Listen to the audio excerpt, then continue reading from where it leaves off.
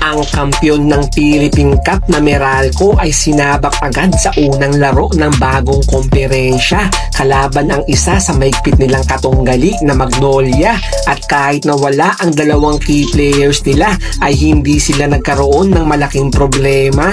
Ang resulta ng kanilang laban ay pumabor pa rin sa kanila.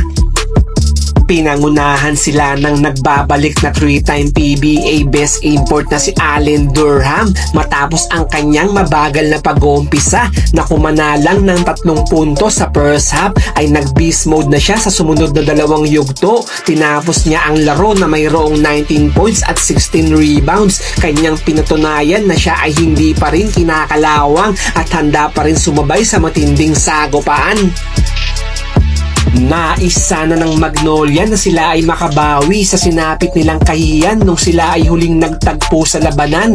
Matatandaan ng karamihan na sila ay inilampaso ng Bolts halos 4 na buwan na ang nakakaraan. Sila ay pina-score lang nun sa buong laban ng 51 points at wala kahit isa sa kanila ang nakapagtalaman lang ng mahigit 10 puntos. Nakakasabay naman sila ngayon sa kanilang laban at nakaabante pa ng 9 na puntos sa second quarter, pero magmula nung makaabante ulit ang Meralco ay hindi na sila nagpabaya pa sa laro.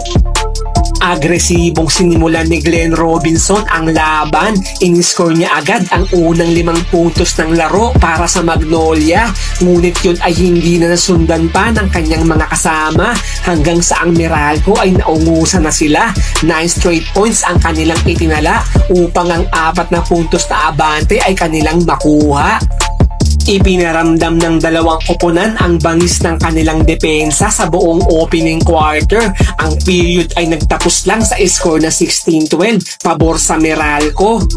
Binuksan ng Mags ang second period ng 4 na magkakasunod na puntos, ngunit yun ay sinagot ni Banquero sa kabila ng 4-point shot, ang kauna-unahan sa official game ng PBA, pero agad din naman sumagot si Amici ng 3 sa kabila at ang kanilang momentum ay nagpatuloy pa hanggang sa sila ay makaabante ng 8 puntos sa huling 3 minuto ng period.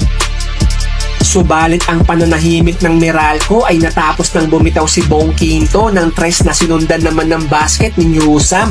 Ang Mags ay muling nakalayo, ngunit ang Boss ay hindi pumayag na sila ay tuluyang maiwanan. Sila ay nagrally bago matapos ang first half para muling makuha ang kalamangan pagpasok ng halftime.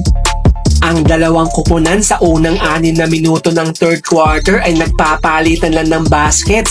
Mas maganda ang buhos ng kanilang mga puntos ngayon kumpara sa naunang 2 quarters. Wala sa kanila ang gustong maiwanan, subalit ang Bolts sa huling bahagi ng period ay bumulusok para makaabante sila ng 8 puntos at nagpahabol pa si Jolo Mendoza ng 3 bago tuluyang matapos ang quarter.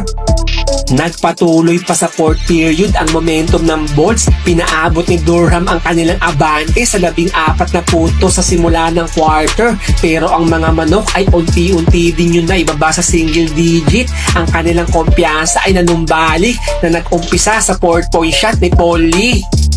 Ang Magnolia ay muling nakagawa ng rally matapos na maibalik ng Meralco sa double digit ang kanilang kalamangan. Sa pagkakataong ito ay naibaba na nila sa 5 puntos ang agwat ng Bolts at sa huling 19 na segundo ng laban ay bumitaw si Robinson ng 3 para makalapit pa sila lalo sa 2 puntos. Sila ay nagkaroon pa ng tsansa na makuha ang panalo nang maisablay ni Newsam ang isa niyang free throw, ngunit ang 4-point shot ni Robinson ay hindi pumasok.